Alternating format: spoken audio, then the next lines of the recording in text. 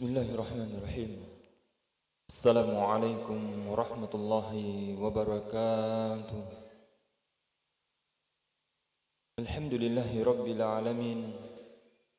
Alhamdulillahilladzi sakhkhara lana ma fis samawati wa ma fil ard wa asbagha alaina ni'amahu zahiratan wa batinah. Wassalatu wassalamu ala habibina Muhammadin wa ala alihi wa sahbihi ajma'in. أما بعد فيا عباد الله أوصيكم وإياي بتقوى الله وطاعته لعلكم تفلحون. Jemaah subuh yang dimuliakan oleh Allah Subhanahu wa taala. Insyaallah alhamdulillah kita barusan tadi mendengarkan tausiah yang singkat dan mendalam. Kita ambil garis bawahi untuk mendalami. Allah menyebutkan yuridullahu bikumul yusra wa la yuridu bikumul usra. Lalu walitukmilul iddata walitukabbirullaha ala ma hadakum. Hadirin yang dimuliakan oleh Subhanahu wa taala. Setiap ayat itu memiliki 3 poin minimal. Jadi poin-poin yang paling terakhir bisa kita lihat walitukabbirullaha ala ma hadakum. Dalam setiap kehidupan kita sehari-hari ini itu tidak terlepas dari petunjuk Allah Subhanahu wa taala. Meskipun ayat ini berkaitan dengan bulan Ramadan, bahwa ketika sudah disempurnakan hari untuk melaksanakan Idul Fitri, maka hendaklah takbir. Tapi bisa diimplementasikan dalam setiap harinya. Karena dalam hal mendapatkan petunjuk itu sangat luar biasa. Tidak semua orang mendapatkan petunjuknya Allah Subhanahu wa taala atau hidayahnya Allah Subhanahu wa taala. Apalagi hidayah ketaatan, yang mana hidayah ini ada hidayah itu hissi, perasaan, mampu merasakan dingin panas. Hidayatul akal, ada hidayah itu ad-din, ada hidayah itu ketaatan kepada Allah Subhanahu wa taala. Nah, bila mana kita mendapatkan ketaatan yang senantiasa kita berada dalam ketaatan itu, maka itu adalah hidayah yang sangat tinggi. Maka perlu kita mengagungkan Allah Subhanahu wa taala. Kalau kata ulama kita, asyukrul ilmi bil amal, mensyukuri ilmu itu dengan beramal. Wasyukrul amal ziyadatul ilm, mensyukuri amal itu dengan menambah ilmu. Seakan-akan begini, ketika kita lihat ayat ini, kita mendapatkan petunjuknya Allah Subhanahu wa taala, lalu bagaimana mensyukuri nikmat hidayah ini? Senantiasa menambah ilmu. Namun ilmu itu pondasinya adalah akal. Maka ketika lihat walitukmilul iddata, kenapa disebutkan hitungan? Kenapa disebutkan kesempurnaan? Seakan-akan orang yang mampu menghitung-hitung itu nanti mudah juga yuridullahu bikumul yusra, mampu menghendaki apa yang diinginkan oleh Allah Subhanahu wa taala. Apa itu? Memudahkan orang lain. Karena siapa yang tidak mau dimudahkan kira-kira? Kita hidup di dunia ini semuanya ingin dimudahkan.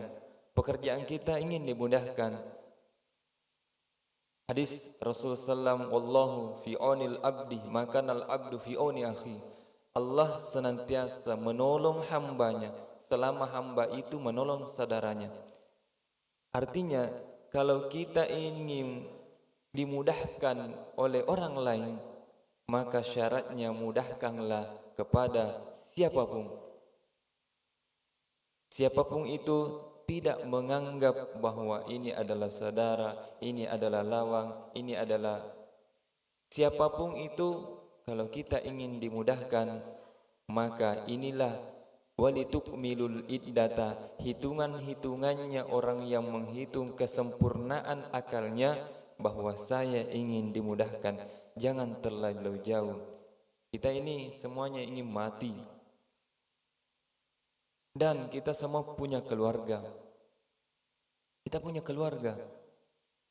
Semua kita mengharap ingin dibantu. Kira-kira bisa enggak kita bersama terus dengan keluarga kita? Kalau kita berpikir hanya menolong keluarga kita, terkadang kita satu kampung tidak bersama dengan keluarga.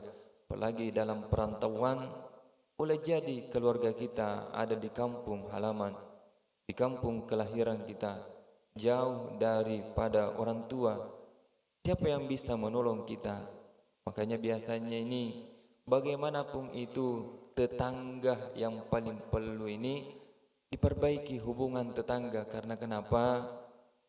Kalaupun ada masalah, sakit-sakit, ada permasalahan, tentu yang paling utama melihat kita adalah tetangga kita. Oleh karena itu, dalam hal ini juga kita senantiasa walitukabbirullaha ala ma hadakum, membesarkan Allah Subhanahu wa taala, artinya mengagungkan Allah Subhanahu wa taala. Karena kebesaran Allah Subhanahu wa taala, kita tidak sedara misalnya, atau tidak sekampung misalnya, Masya Allah, Allah datangkan pertolongannya. Orang-orang mungkin tidak kenal dengan kita, orang-orang yang tidak begitu baik dengan kita, tapi Allah datangkan dengan hidayahnya Allah Subhanahu wa taala. Terkadang kita melihat, ya, dalam kehidupan kita ini Allah datangkan petunjuknya, Allah datangkan bantuannya yang tidak pernah disangka-sangka. Maka hubungannya dengan Ramadan bagaimana la'allakum tattaqun, menciptakan kita, membantu kita menjadi orang yang bertakwa. Innallaha ma'alladzina taqaw walladzina hum yuhsinun. Allah Subhanahu wa taala bersama orang-orang bertakwa. Maka kalaupun kita sudah bertakwa, in tattaqullaha yaj'al lakum furqana, Allah akan memberikan, kalau sudah diberikan furqan, orang pasti memiliki akal yang sangat luar biasa. Artinya mampu membedakan hak dan batil itu berarti secara otomatis dia memiliki pondasi akal. Dalam kata ulama kita, usul fadail wa yumbu'ul adab al-aqal, pondasi kehormatan dan sumber adab adalah akal.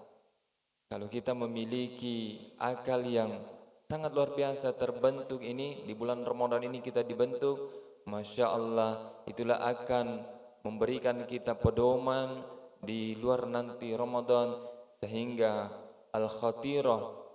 Karena dalam pandangan Ibnu Qayyim al-Jauziyah, murid Ibnu Taimiyah, berikan pesan yang sangat berharga. Perhatikan al-khatirah kita. Al-khatirah ini yang muncul di dalam pikiran kita. Karena kenapa? Itu akan membentuk al-fikrah, fikiran. Al-khatirah, apa yang muncul itu perlu diperhatikan sekali.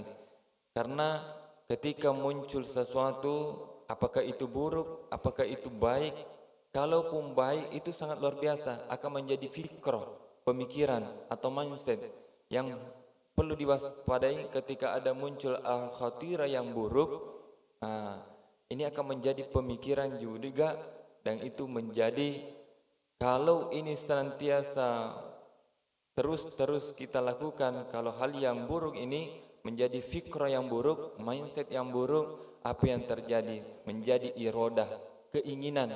Jadi setiap yang buruk itu, setiap yang muncul itu akan menjadi keinginan. Setelah keinginan, al-azimah. Apa itu azimah? Kemauan kuat untuk melakukannya. Maka setelah itu muncullah al-amal, melakukannya, mengerjakannya. Dan setelah mengerjakannya, yang paling fatal adalah al-adah, menjadi kebiasaan. Oleh karena itu biasa kita dengar ya, yaitu berhati-hatilah dalam memunculkan pikiran kita, karena pikiran itu akan membentuk suatu keinginan, keinginan ini akan membentuk sebuah amal, amal ini akan menjadi sebuah kebiasaan. Oleh karena itu Al-Quran ini, surah ini mengajarkan bagaimana menciptakan Al-Furqan di dalam fikiran kita, sehingga setiap apa yang kita lakukan ada hidayahnya Allah Subhanahu wa taala, dan muncul hidayahnya Allah Subhanahu wa taala perlu disyukuri, diagungkan dengan apa? Senantiasa ziyadatul ilm.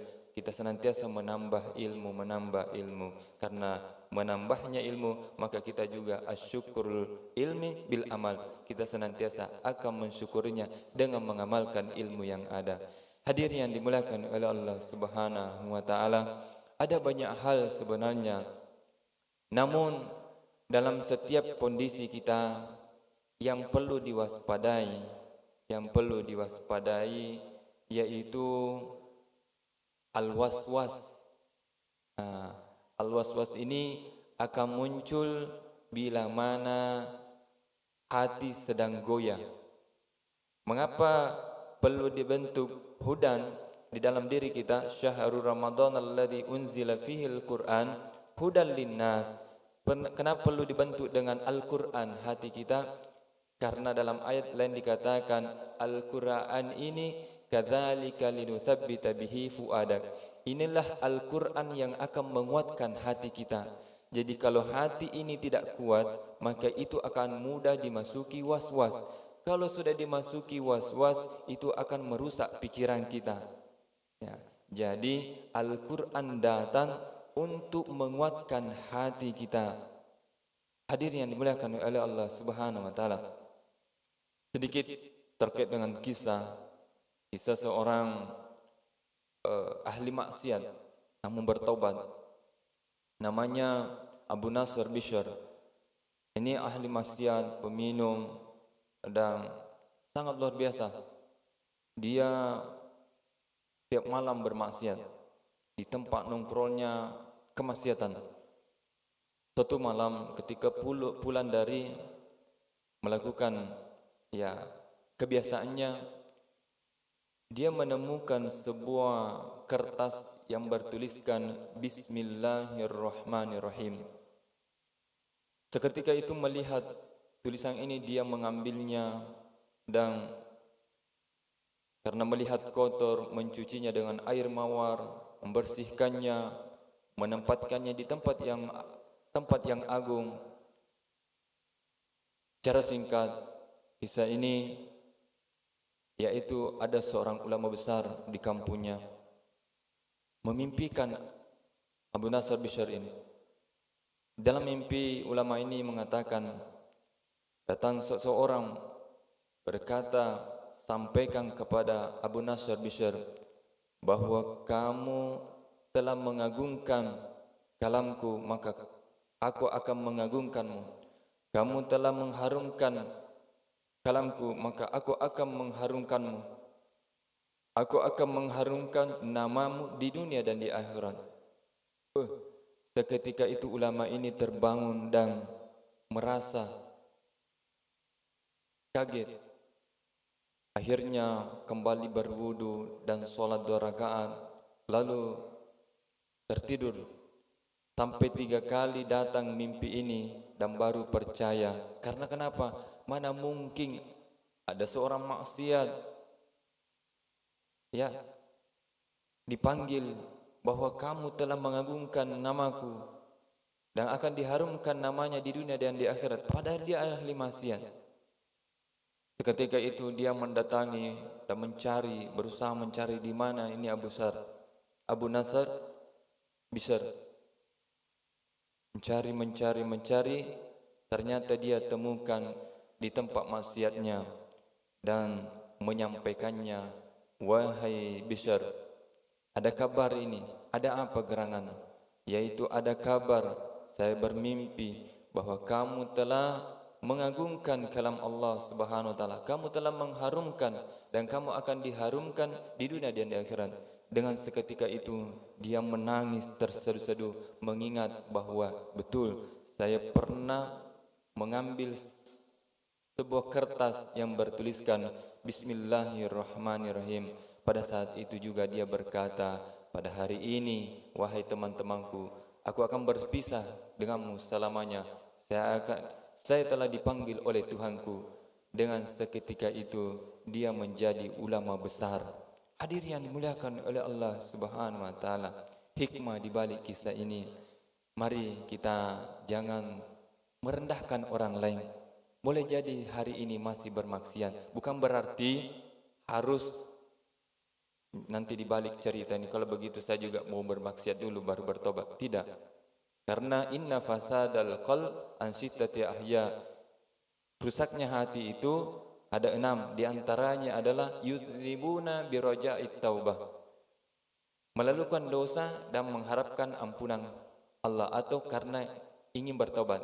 Jadi meskipun ada orang yang melakukan dosa itu mungkin karena belum mendapatkan hidayah, bukan berarti karena kita sudah mendapatkan hidayah kita mau berdosa juga baru mau seperti kisahnya Abu Nasr Bishr ini. Bukan. Mengingatkan kita siapapun kita ini, mudah-mudahan Allah jadikan hidayah ini adalah hidayah istiqomah dalam diri kita dan tidak merendahkan siapapun. Siapapun orangnya, boleh jadi saat sekarang ini belum beriman, belum saja mendapatkan hidayahnya Islam Allah Subhanahu wa taala atau kedamaian dalam dirinya sehingga belum istiqomah untuk salat berjamaah, belum istiqomah untuk puasa, belum istiqomah untuk baca Quran. Mari kita tidak merendahkannya, karena boleh jadi dengan seketika Allah balik hatinya orang-orang yang seperti Abu Nasr Bishr ini, maka dia akan menjadi ahli ibadah yang sangat luar biasa. Hadir yang dimuliakan oleh Subhanahu wa taala. Hikmahnya juga di antara lain adalah jangan pernah merendahkan satu amal. Jangan pernah merendahkan ayat-ayat Al-Quran. Ini satu ayat Bismillahirrahmanirrahim dia agungkan, dia simpan di tempat yang baik, lalu Allah agungkan dan pilih dia mendapatkan hidayah ketaatan. Hadirin yang dimuliakan oleh Allah Subhanahu wa taala. Berapa banyak kitab-kitab yang kita miliki, berapa banyak Al-Quran yang ada di dalam rumah kita. Mari kita agungkan, tempatkan pada posisinya. Jangan sampai karena ada anggapan itu tidak digunakan lagi, kita simpan di tempat yang tidak mulia, kita simpan di tempat yang paling bawah. Akhirnya jangan sampai itu yang membuat kita rusak hati kita, rusak pikiran kita, sehingga membuat kita su'ul khatimah. Na'udzubillah min dzalik. Hadir yang dimuliakan oleh Allah Subhanahu wa taala. Mudah-mudahan Allah Subhanahu wa taala memudahkan kita untuk memudahkan orang lain dan membantu orang lain, sehingga Allah senantiasa menolong kita dan membantu kita dalam ketaatannya. Amin. Subhanallah wa bihamdihi, subhanallah wa bihamdika, asyhadu an la ilaha illa anta, astaghfiruka wa atubu ilaik. Wabillahi taufiq was sa'adah. Assalamualaikum warahmatullahi wabarakatuh.